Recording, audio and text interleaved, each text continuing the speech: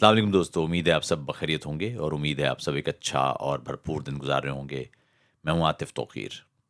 سب سے پہلے تو دوستو، آپ تمام احباب کو عید کی بہت بہت مبارکباد، اس دعا کے ساتھ کہ خدا ہماری سرزمین پر امن اور بھائی چارہ اتارے، ترقی اتارے، اور یہ جو ایک مسلسل تشدد ہے، ایک مسلسل استحصال ہے، ایک مسلسل بربریت ہے، ایک مسلسل جد و جہد ہے، اس سے ہمیں برات دے اور ہم ایک پرامن، ایک آسان اور سادہ اور بھرپور زندگی جی سکیں۔ آپ تمام دوستوں کو عید کی مبارکباد۔ اس وقت سوشل میڈیا پر آپ کو تین چار بیانیے بڑے واضح نظر آ رہے ہوں گے۔ ایک تو یہ کہ صاحب اختر مینگل صاحب تو خود سرکار سے مراد لینے والوں میں شامل رہے ہیں۔ انہوں نے تو وزارتوں کے مزے بھی لوٹے ہیں، اور یہ تو وفاق میں بلوچستان کے نمائندے کے طور پر بیٹھے بھی رہے ہیں پارلیمان میں، لیکن وہاں تو انہوں نے بلوچستان کے لوگوں کی حقوق کی بات نہیں کی، تو اب ان کو مارنگ بلوچ اور سمی بلوچ سمیت جو بلوچ یکجہتی کمیٹی کے رہنما ہیں ان کی گرفتاریوں پر ایسا کیا بلوچ حمیت اور غیرت اور بلوچ ایک اقدار، وہ سب ان کو یاد آ گئی ہیں۔ ایک تو یہ بیانیہ ہے، اور یہ کہ آج میں نے جب ایک پوسٹ میں نے شیئر کی جس میں نے لکھا کہ اختر مینگل صاحب، خدا کا شکر ہے کہ وہ محفوظ رہے ہیں۔ آج جو ان کے ہاں ان کے مارچ کے قریب ایک خودکش بمبار نے اپنے آپ کو اڑا لیا، اور خدا کا شکر ہے کہ وہاں کوئی بڑا جانی نقصان نہیں ہوا۔ اسی طرح آج ہی کے دن ہم نے دیکھا کہ پختونخوا کی طرف ایک طالبان کے حملے میں متعدد سیکیورٹی اہلکار ان کی جان چلی گئی۔ تو ایک تو اس موضوع پر بھی مجھے بات کرنا ہے، لیکن عموماً جو اس وقت سوشل میڈیا پر آپ کو ایک جملہ نظر آ رہا ہے کہ صاحب اختر مینگل صاحب کی آپ نے حمایت کیوں کی ہے؟ یہ لوگ تو سارے سرکار ہی کے نمائندے ہیں، بلوچ عوام کے نمائندے تو نہیں ہیں۔ اور آخر میں ایک اور بات کہ ابھی ایک دوست نے بڑا ایک دلچسپ میسج کیا کہ عاطف صاحب، مہرنگ بلوچ کا تو میں سپورٹر ہوں، لیکن یہ مہرنگ بلوچ کا ذریعہ آمدن کیا ہے؟ اور وہ جو ناروے گئی تھیں تو اتنے سارے پیسے ان کے پاس کہاں سے آ گئے؟ تو میں نے سوچا کہ یہ وہ بیانیے ہیں جو اس وقت آپ کو نظر آ رہے ہیں، اور خاص طور پر ایک بیانیہ کہ بلوچ پاکستان سے حقوق تو مانگ رہے ہیں، وہ اپنے سرداروں سے آزادی کیوں نہیں لیتے؟ تو آئیے اس پر بھی آج بات کر لیں، اور میں خواہش ظاہر کروں گا کہ براہ مہربانی آپ سکون سے سنیں۔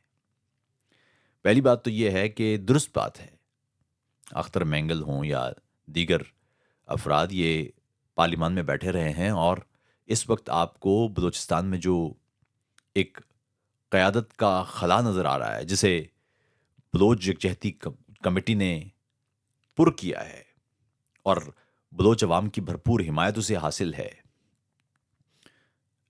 یہ خلا پیدا ہی اس لیے ہوا ہے کہ بلوچستان کی پولیٹیکل قوتیں انہوں نے اپنا کام درستی سے انجام نہیں دیا۔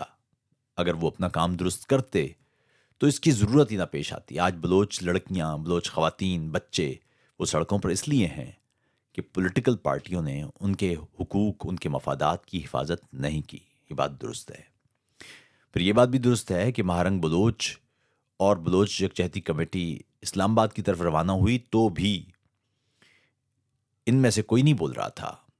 آپ کو یاد ہوگا کہ تب بھی میری ایک تفصیلی نشست ہوئی تھی مہرنگ کے ساتھ جب وہ وہاں موجود تھیں۔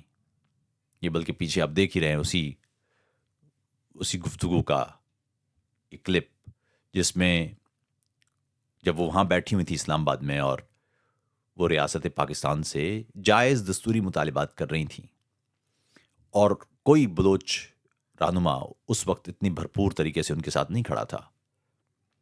جب وہ بلوچستان واپس لوٹی تھیں اور ہزار ہا لوگوں نے ان کا فقید المثال استقبال کیا تھا، تو تب بھی ان سے ایک دفعہ اسی طرح ایک خصوصی بات چیت ہوئی تھی اور انہوں نے تفصیل سے بتایا تھا۔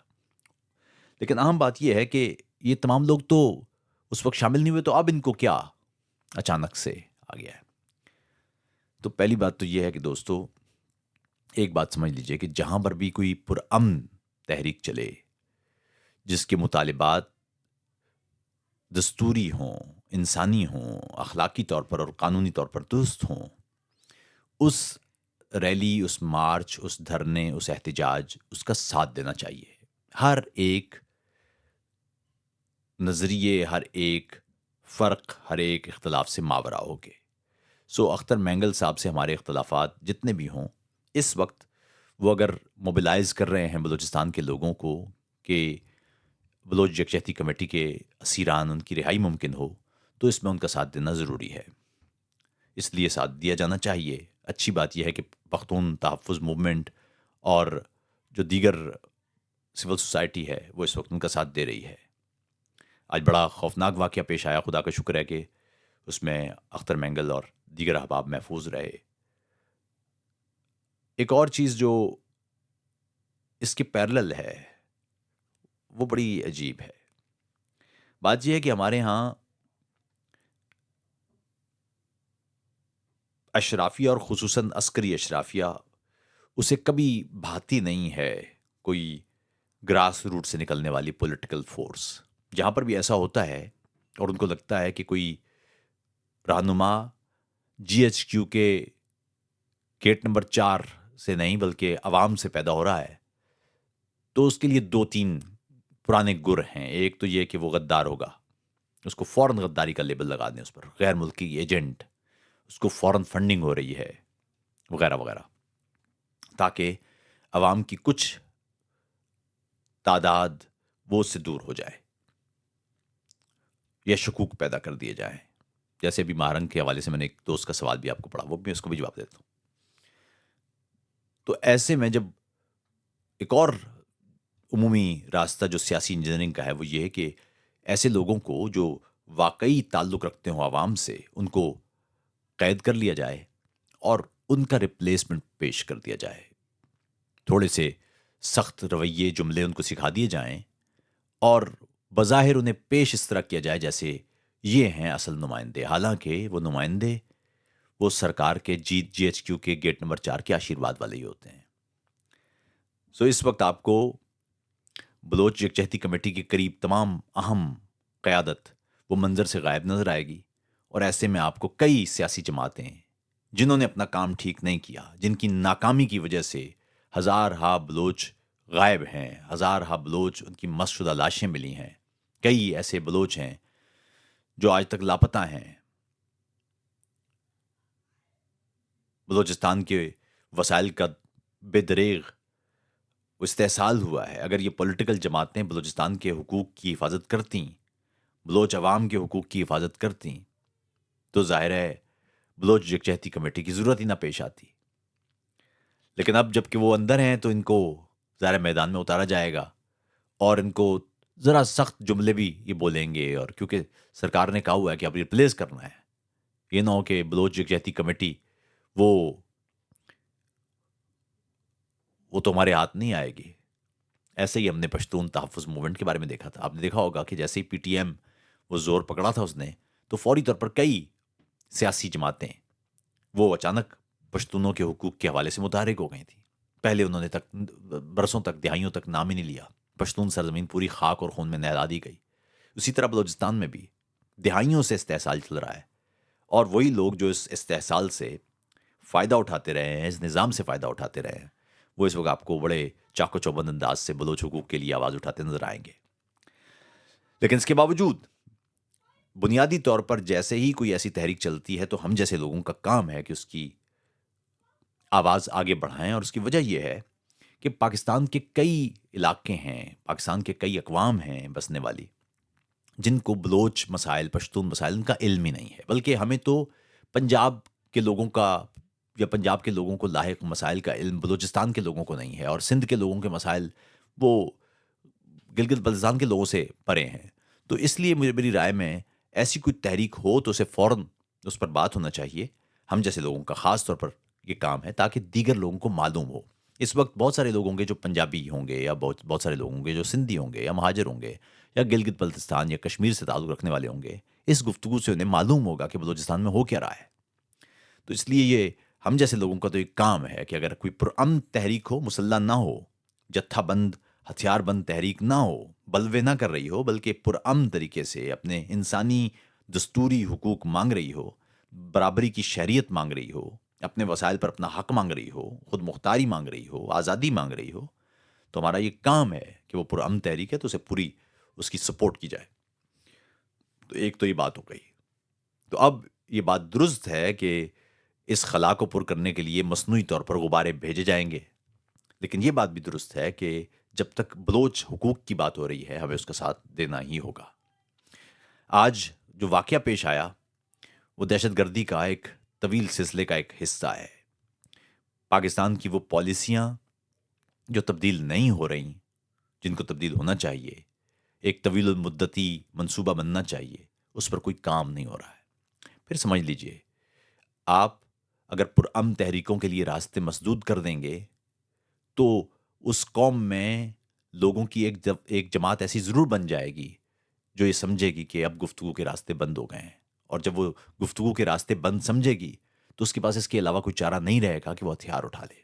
حالانکہ اس وقت میں بار بار کہہ چکا ہوں کہ دنیا ہتھیار اٹھانے والی کسی بھی تنظیم، وہ اس کا جائز ہی مطالبہ کیوں نہ ہو، اس کا ساتھ نہیں دیتی، اور اس وقت بڑی آسانی سے ایسی تنظیموں کو کچل دیا جاتا ہے کیونکہ عالمی مدد بھی نہیں ہوتی، عالمی سپورٹ بھی نہیں ہوتی، کوئی اور ملک مدد کر نہیں سکتا کیونکہ سرمایہ داری نظام کے تحت تمام ریاستیں ایک دوسرے کے ساتھ بہت مضبوطی سے نتھی ہیں۔ ایسے میں اگر کوئی گروہ ہتھیار اٹھانے کی کوشش کرتا ہے تو وہ علیحدگی کا الگ تھلگ ہو جاتا ہے، علیحدگی کا شکار ہو جاتا ہے، اور اسے اس کا قلع کما کرنا آسان ہوتا ہے۔ تو اس لیے میں بار بار علیحدگی پسندی یا مسلح جد و جہد کی بجائے پرامن جد و جہد کی بات اسی لیے کرتا ہوں۔ دیکھیے، مارنگ بلوچ نے تو کوئی بندوق نہیں اٹھائی، لیکن اس کے باوجود انہوں نے پورا بلوچستان موبلائز کر دیا ہے، بلوچستان کے لوگوں میں دوبارہ سے سیاسی جد و جہد کی قوت پیدا کر دی ہے۔ ان کو یہ احساس دلا دیا ہے کہ اگر آپ بھرپور طریقے سے باہر نکلیں اپنے سیاسی حقوق کے لیے تو آپ یہ جنگ جیت سکتے ہیں۔ تو ایک تو یہ بات اہم بات ہے، اور دوسرا یہ کہ وہ جو سوال کہ مہرنگ کیا، وہ ایک مہرنگ تو ایک عام نوکری کرتی ہیں، ان کے لباس سے، ان کے رہنے سہنے سے آپ کو پتہ چل ہی جانا چاہیے۔ ہاں، البتہ جو ناروے کا ہے، ناروے میں وہ ایک پیس کانفرنس میں، ہیومن رائٹس کی کانفرنس میں آئی تھیں۔ ہم بھی بہت ساری کانفرنسز میں جاتے ہیں، مشاعروں میں جاتے ہیں، یہ اس کے لیے پیسے نہیں چاہیے ہوتے ان کانفرنسز میں جانے کے لیے، بلکہ ہوتا یہ ہے کہ جب ہمیں کسی کانفرنس میں بلایا جاتا ہے تو ہمیں ٹکٹ دیا جاتا ہے، ہمیں رہائش دی جاتی ہے، کھانا پینا دیا جاتا ہے، کبھی کبھی معاوضہ بھی دیا جاتا ہے اس کانفرنس میں یا مشاعرے میں شرکت کے لیے۔ اس کے لیے پیسے درکار نہیں ہوتے، اس کے لیے ویزا بھی دیا جاتا ہے بھائی، ویزا کی فی بھی دی جاتی ہے، سب کچھ انتظامات کیے جاتے ہیں۔ تو اس لیے یہ الزام لگانا فوری طور پر کہ فلاں شخص ناروے گیا ہے تو وہ بیرونی مدد سے گیا ہوگا۔ دنیا میں بہت ساری آرگنائزیشنز ہیں جو انسانی حقوق کے لیے فنڈ کرتی ہیں۔ دنیا میں بہت ساری یونیورسٹیز ہیں جہاں پر لیکچرز ہوتے ہیں، وہ یونیورسٹیز بھی بلاتی ہیں، ان کے بھی اپنے فنڈز ہوتے ہیں۔ تو اس لیے ضروری نہیں ہوتا کہ ہر فنڈ آپ کو لگ رہا ہو کہ کوئی غیر ملکی ایجنٹ ہی دے رہا ہے۔ بہت ساری آرگنائزیشنز ہیں جو فنڈ کرتی ہیں۔ ہم نے خود ایسے کئی پروگرامز کیے ہیں جس کے لیے ہمیں کبھی EU سے فنڈنگ ہوئی ہے، کبھی جرمنی کے فارن آفس سے فنڈنگ ہوئی ہے۔ وہ ہوتا یہ ہے کہ جب آپ کوئی NGO کوئی پروگرام پچ کرتی ہے تو اس کے لیے وہ فنڈز جاری کرتے ہیں۔ میں نے خود شمالی افریقہ میں، تیونس میں، ایجپٹ میں، الجیریا میں، مراکش وغیرہ میں نے خود ایسے پروجیکٹس کے لیے کام کیا ہے جو جرمنی اور دیگر یورپی ممالک نے فنڈ کیا تھا کہ وہاں پر صحافت سکھائی جائے۔ تو یہ ضروری نہیں ہوتا کہ آپ جیسے ہی سنیں تو آپ کے دماغ میں پہلا خیال یہ ہے کہ کوئی فلاں ملک کی ایجنسیز کو فنڈ کر رہی ہے۔ یہ اس انداز کے جو جملے ہیں یہ ریاست سکھاتی ہے، ان کو یقین نہ کیا کریں۔ آپ یاد رکھیے کہ آپ کی تاریخ یہ ہے کہ یہاں فاطمہ جناح ان کو غدار کہا گیا ہے۔ آپ کو تو ویسے ہی سمجھدار ہونا چاہیے، جیسے ہی کسی شخص پر ریاست کی طرف سے غداری کا فتویٰ سنیں تو آپ کے تو ویسے ہی کان کھڑے ہو جانے چاہیے کہ ایسا تو نہیں کہیں ایک اور معاملہ پیدا ہو گیا ہے۔ آپ یہ دیکھیے کہ اس ملک میں فاطمہ جناح، مجیب الرحمان، سہروردی، بھٹو، نواز شریف، بے نظیر، الطاف حسین، GM سید، اس عمران خان، باچا خان، اس ملک میں جتنے بھی سولینز ہیں وہ کسی بھی سطح پہ اچھے یا برے وہ باہر نکلے ہیں اگر یا پرومیننٹ ہونے کی کوشش کی تو ان پر الزام لگا ہی ہے۔ آپ عبدالستار ایدھی سے متعلق کئی کنٹروورشل چیزیں دیکھ سکتے ہیں، ملالہ سے متعلق، جو بھی عبدالسلام سے متعلق جو بھی اس ملک میں سولین کسی بھی شعبے میں ترقی کرتا ہے، یا پرومیننٹ ہوتا ہے، اس کے بارے میں آپ اس انداز کے جملے سنتے ہی ہیں، غیر ملکی ایجنٹ، غدار، ملک دشمن، فلاں سے فنڈنگ لے لی، یہ سارے جملے ہیں۔ آپ کو آپ کی تاریخ دیکھ کے یا دیکھتے ہوئے خود ہی سوچ لینا چاہیے کہ جس شخص پر ہم یہ غداری کا فتویٰ لگا رہے ہیں، کہیں ایسا تو نہیں ہے کہ وہ بھی فاطمہ جناح کے راستے والا ہی ہو، کیونکہ آج تک اس ملک میں جو اصل غدار تھے ان پر فتوے نہیں لگے ہیں۔ اس ملک میں جو اصل ملک دشمن تھے ان پر بھی فتوے نہیں لگے ہیں۔ اس ملک میں جنہوں نے واقعی زمین فروشی کی ہے، ضمیر فروشی کی ہے، ان پر کبھی فتوے نہیں لگے ہیں۔ تو اس لیے تھوڑا سا خیال رکھا کیجیے۔ باقی یہ ہے کہ اس وقت جو پاکستان میں سیکیورٹی کی صورتحال ہے وہ بہت خوفناک ہے، اور وہ ظاہر ہے ہماری مسلسل پالیسیوں کے حوالے سے ہے۔ اس کے لیے جب تک سیاسی جماعتیں مل بیٹھ کر یہ طے نہیں کرتی کہ ہم اگلے 30-35 سال تک کچھ خاص نکات پر متفق رہیں گے، باقی سیاسی اختلافات اپنی جگہ، لیکن یہ 3-4 چیزیں ہیں بنیادی، ان کو ہم نہیں چھیڑیں گے، جس طرح میثاق جمہوریت ہوا تھا اسی طرح سے، اس وقت تک کوئی بہتری نہیں ہو سکتی۔ اس وقت تک یہ جتنی بھی سیاسی جماعتیں ہیں وہ ایک جائے گی تو دوسری فوج کی اعلی کار بن جائے گی، اور دوسری آئے گی تو تیسری فوج کی اعلی کار بن جائے گی۔ اس سے سیاسی بہتری نہیں آ سکتی۔ بلوچستان کے حقوق کا بھی معاملہ یہی ہے۔ بلوچستان کے حقوق میں بھی اگر بلوچستان میں اگر عوامی تحریک اسی طرح چلتی ہے، مہارنگ بلوچ کے ساتھ لوگ نکلتے ہیں اور یہ طے کر لیتے ہیں کہ ہم نے پرامن طریقے سے بلوچستان کے جائز حقوق حاصل کرنا ہے، تو پھر آپ کو روک نہیں سکتا کوئی۔ آپ یاد رکھیے کہ بلوچستان کی ہر شخص کو اگر مساوی شہریت نہیں ملتی، اگر وہاں کے وسائل پر ان کا حق نہیں ہوتا، تو اس وقت تک یہ تحریکیں چلتی رہیں گی۔ پاکستان کو سنجیدگی سے سوچنا ہی پڑے گا۔ اور ایک اور بات جو اکثر آپ سنتے ہیں، اور اس وقت وہ جی ایچ کیو سے تو یا فوج سے یا پاکستان سے تو آزادی کی بات چھوڑیں، پہلے سرداروں سے تو آزادی لے لیں۔ یاد رکھیے گا بلوچستان میں سردار وہ چل ہی جی ایچ کیو کی آشیرواد سے رہے ہیں۔ ایسا کوئی آشیرواد کے بغیر والا سردار ہے ہی نہیں۔ حکومت پاکستان، ریاست پاکستان، وفاق پاکستان، ان کے چھتر چھایا والے ہی سردار ہیں سارے۔ ایسا ہو سکتا ہے کہ ریاست نہ چاہے کسی جگہ پر سرداری اور وہاں سرداری قائم رہے، اور لوگ کیسے چھڑائیں بھائی؟ آپ کسی مزارے سے کہیں گے کہ چودھری کے تسلط سے اپنی زمین آزاد کر لو، اتنا آسان ہوتا ہے یہ؟ تو اس لیے یہ جو سرکاری بیانیے ہیں ان سے باز آ جائیں اور سوال کیا کریں۔